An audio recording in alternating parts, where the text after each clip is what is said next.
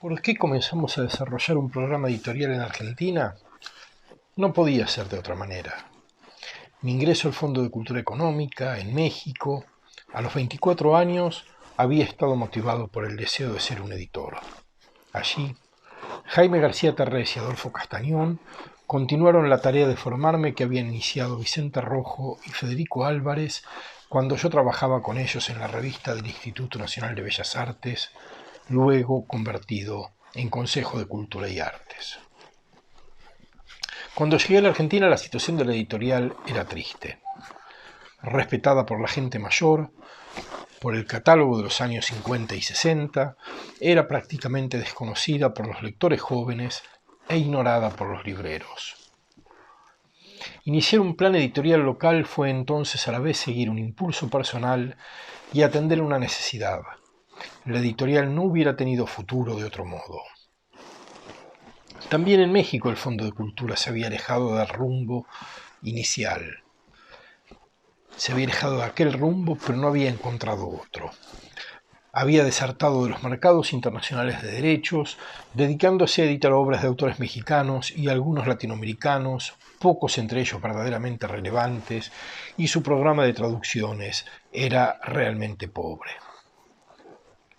El Fondo había perdido el impulso que había hecho grande su catálogo desde épocas de Daniel Cosío Villegas y Joaquín Díaz Canedo primero y de Arnaldo Orfila Reinal más tarde.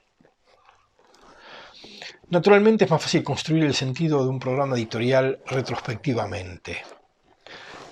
Habiendo dejado el Fondo hace más de 15 años, creo que los aspectos programáticos resultan bastante claros. ¿Cómo continuar la obra de los mayores sin convertirla en una imitación, en una mímesis deformada? No importaba tanto pensar en qué obras habían publicado para imaginar cuáles publicarían, sino entender cuáles habían sido los propósitos detrás de aquellas decisiones. Y estos resultaban claros. El proyecto de una editorial de conocimiento es, dicho rápidamente, robustecer el espacio público, ser una plaza pública para que las ideas, los conocimientos, dialoguen con los ciudadanos y discutan entre sí. Ello implica dar lugar a diversas tradiciones intelectuales y académicas, a variados campos del saber, a discursos diversos y contradictorios entre sí. El editor no debe arbitrar en el mercado de las ideas, debe estimularlo, excitarlo, volverlo tenso. Su catálogo tiene que ser a la vez un punto de llegada, el sitio al que aspiran ir quienes desean participar de la batalla de las ideas, y un punto de partida desde el cual comienzan discusiones que concluyen en otros sitios. Dije diversas tradiciones intelectuales y académicas, campos diversos del saber, discursos contradictorios. Ello nos exigía hacer un lugar a los autores argentinos, pero también a las traducciones, a las variadas disciplinas y a los múltiples registros discursivos. Durante muchos años la tarea de contratar ensayos provenientes de otras lenguas para todo el Fondo de Cultura Económica quedó bajo nuestra responsabilidad. Así, publicamos la extensa serie de seminarios que Michel Foucault había dictado en el Collège de France, comenzando por Los Anormales y por Defender la Sociedad, pero también publicamos obras de Cornelius Castoriadis o de Paul Ricoeur, autores que aportaron al catálogo discusiones hasta entonces ausentes. También editamos clásicos contemporáneos, Karl Levitt o Leo Strauss, y dimos lugar a las interrogaciones del presente a través de la obra de autores como Alain Touraine y Zygmunt Bauman, de quienes editamos sus principales libros a lo largo de los años. Publicamos también el monumental estudio de Pierre Bourdieu titulado La miseria del mundo. Autores como Philippe Descola, de quien editamos Las lanzas del crepúsculo, Nathan Bachtel o Marcel Mauss se situaron en la tradición que el Fondo había hecho suya al publicar a Claude Lévi-Strauss, una tradición que estaba, no obstante, abandonada. Reforzamos los estudios clásicos con las obras de Pierre Vidal-Naquet, de Jean-Pierre Magnant, de Marcel Détienne, para seguir con el impulso de un catálogo que contaba entre sus nombres a Moses Finlay y a Georges Dumézil. Con los libros de Roger Chartier, de Anthony Grafton, de Armando Petrucci, hicimos lugar a un campo de estudios históricos que el fondo no había atendido. Nos preocupó igualmente impactar sobre la sociedad, sugerir temas y problemas que no estaban en el centro de la atención, pero que merecían estarlo. Por eso editamos El horror económico de Vivian Forrester, una implacable obra sobre el desempleo que fue un bestseller notable. Y publicamos La tragedia educativa de Guillermo Jaime Echeverry, una obra de inmensa venta, pero de un mayor impacto en la conciencia de la sociedad. Ofrecimos al mundo Psi, una joya hasta hoy apreciada, la biografía de Jacques Lacan escrita por Elizabeth Rudinesco, que publicamos con una foto en la cubierta que horrorizó al autor y a los editores franceses hasta que se enteraron de la cifra de ventas. Con la pretensión de incidir en las discusiones de última hora, hicimos lugar a autores controversiales como Slavoj Žižek, pero también publicamos a un autor que, luego de sus éxitos iniciales, estaba en ese entonces relegado del mercado en nuestro idioma, pero que con el tiempo volvería al centro de la escena. Ernesto Laclau, de quien editamos primero Contingencia, Hegemonía, Universalidad, en colaboración con Žižek y Judith Butler, y luego relanzamos Hegemonía y Estrategia Socialista. Finalmente publicamos La razón populista. Ese programa editorial estaba en diálogo con los autores argentinos, algunos de los cuales eran ya consagrados, pero otros muchos, intelectuales y ensayistas jóvenes a los que resultaba imperioso hacer lugar. Recuperamos extensamente obras de José Luis Romero, publicamos a Gregorio Weinberg, a Elizabeth Schelin, a Enrique Tandeter, a José Emilio Burucúa, a Laura Malosetti, a Liliana Bertoni y 2 libros magníficos de Oscar Terán. Le encomendamos a Luis Alberto Romero un libro que se volvería inmediatamente un clásico que a lo largo de los años no ha hecho sino mejorar y que ha vendido muchas decenas de miles de ejemplares, La breve historia contemporánea de Argentina. También editamos a Claudia Gil, a Carlos Strasser, a José Nun. La historia, la sociología, la ciencia política, la filosofía se hicieron lugar en el catálogo de la pluma de muchos de los más importantes autores argentinos. Buscamos nuevos modos de llegar a nuevos y viejos lectores. En colaboración con la Asociación Ciencia Hoy, editamos una colección de divulgación científica, antecedente inmediato de otras posteriores. Una serie de educación en la que publicamos obras de Inés Dussel y de Berta Braslavsky tuvo mucha relevancia en su momento, y una magnífica serie de biografías políticas dirigida por Luis Alberto Romero bajo el nombre de Biografías del Poder, hizo lugar a una magnífica biografía de Sarmiento escrita por Natalio Botana y a un extraordinario ensayo de Ezequiel Gallo sobre Carlos Pellegrini.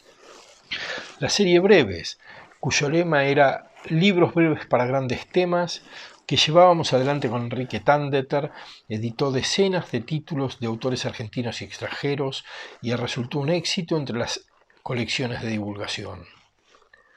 Un programa editorial tiene anomalías, salidas del programa, salidas de la línea programática de la editorial. Entre ellas recuerdo algunas con especial afecto: el libro de Zvi Kolitz, Yosel Rakover se dirige a Dios; las obras de Gershom Scholem, Las grandes tendencias de la mística judía y su libro de ensayos sobre Walter Benjamin; el extraordinario debate epistolar entre François Furet y Ernst Nolte en torno del fascismo y el comunismo; o la correspondencia entre Thomas Mann y Theodor Adorno, a partir del escrito de Adorno sobre Gemberg y de la escritura de Mann del Dr. Faustus. Sin nunca intentar derivar hacia la edición literaria, incluimos en el catálogo del fondo algunas magníficas antologías que pasaron a ser parte de la gran colección Tierra Firme. Entre ellas, una de la obra de Silvino Ocampo, preparada por Matilde Sánchez, y otra, Relámpagos de lo Invisible, de la obra de Olga Orozco, preparada por Horacio Jauregui. No es posible repasar en pocos minutos un trabajo editorial de tantos años. Al cabo de ese trayecto habíamos publicado más de 700 obras nuevas en Fondo de Cultura Económica. Quisimos en esos años hacer de la editorial un espacio común, un sitio habitado por voces distintas y contradictorias, pero que pudieran sostener discusiones fecundas y honestas. Una editorial no debería pretender tomar partido, fallar en un debate, sino más bien abrir, plantear problemas, alentar conversaciones diversas. Si alguna función tiene un catálogo es, como dije antes, contribuir a la construcción de un espacio público robusto, desarrollar un mercado de las ideas, poner en valor saberes, distribuir el conocimiento, estimular a los autores y a los lectores. Si algún sentido tiene el trabajo editorial, es fundamentalmente el de poner en marcha conversaciones, el de ayudar a crear ciudadanía y sobre todo el de alentar a la vez la curiosidad y el escepticismo. Curiosidad y escepticismo. El primero permite el descubrimiento, el asombro y el conocimiento. El segundo evita que las creencias se conviertan en armas. Curiosidad y escepticismo. No me toca a mí decidir si tantos años de trabajo en el fondo alentaron en los lectores esos impulsos. Me gustaría creer que, cuando menos, de algún modo contribuyeron. Muchas gracias. Entré a trabajar en Fondo de Cultura en 1993, convocado por Alejandro Katz para ocuparme del área comercial allí y bueno, allí estuve hasta el 1 de septiembre de este año, a lo largo de 27 años. En 2005, Leandro Sagastizábal, que fue director de la filial también, me encomendó la tarea de ocuparme de los asuntos editoriales, sobre todo la relación con las agencias y los editores extranjeros, así como de desarrollar algunos proyectos locales, con autores locales. Vale como antecedente, como precuela, como digo yo, que, bueno, como se sabe, en los años de la dictadura, los editores debían presentar un listado de los libros que se exhibían en la Feria del Libro. Con gran determinación y firmeza, María Elena Satostegui, que fue la gerente de la filial, la primera mujer de Orfila Reinal, se negó a participar en la feria. Y en 1982, el año de Malvinas, yo trabajaba en la distribuidora Catálogos, distribuidora del siglo XXI y muchos otros sellos en la década del 80. Y uno de los socios, Norberto Pérez, que era una especie de hijo putativo de María Elena y de Orfila, convenció a la gerente de fondo de llevar libros a la feria, de libros de fondo a la feria. Y me tocó a mí la tarea de hacer la selección del material, y fue mi primera incursión en el frondoso catálogo del fondo, anticipando lo que tal vez iba a venir después. El catálogo amazónico del fondo es un verdadero pulmón cultural. Su núcleo son las ciencias humanas, la historia, la filosofía, la política, la psicología, pero también la literatura. Aportan pensamiento crítico, reflexión, no solo sobre los grandes temas que interesan a la comunidad académica, sino también para aquel lector interesado en análisis agudos sobre temas urgentes de agenda, como puede ser el cambio climático, la desigualdad de nuestras sociedades, la educación a través de las redes o la historia reciente. Y, por supuesto, la línea más reciente del catálogo, que es la literatura para niños y jóvenes, que desarrolla contenidos de calidad para los primeros lectores. El fondo, a través de un programa orgánico desarrollado en los últimos 30 años, es un actor central del sector editorial de nuestro país y un proveedor de contenidos para el mercado local y para el corporativo fondo y su red de casas en el continente, en Latinoamérica. Esperemos que en estos momentos tan difíciles ese programa tenga continuidad y pueda, en alianza con la Casa de Chile, por ejemplo, constituir un polo editorial que abastezca la región, el Cono Sur.